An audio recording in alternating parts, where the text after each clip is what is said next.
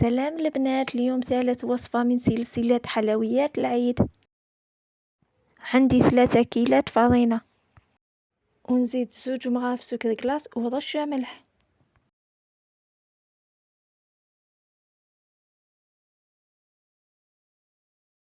ونزيد كيلة سمن.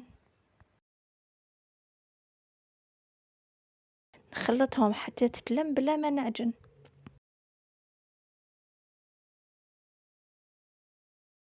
ونزيد نص كيلة ماء ونص كيلة مزهر، نفرغ بشوية ونخلط.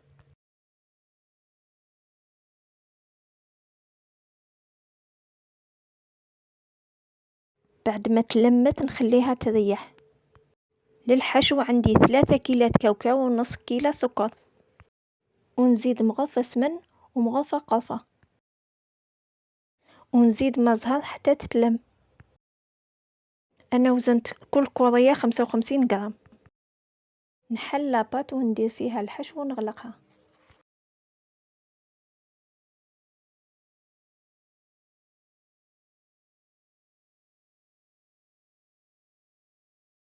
نديرها في المول باش يخرجوا قاع كيف كيف، وندخلهم يطيبوا. نجوز الكلاصاج عندي نص كاس مزهر ونص كاس حليب ونص كاس زيت، وندير 900 غرام سكر كلاص.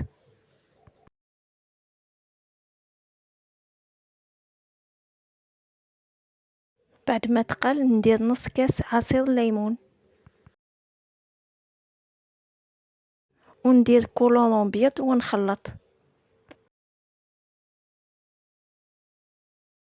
ونزيد كولون تاع التوت.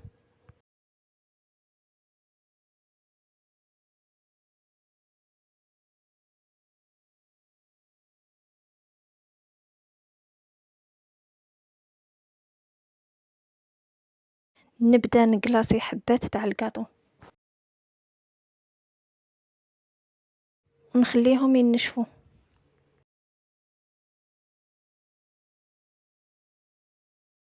بعد ما نشفوا ندير لهم ملمع ونزينهم بالورد.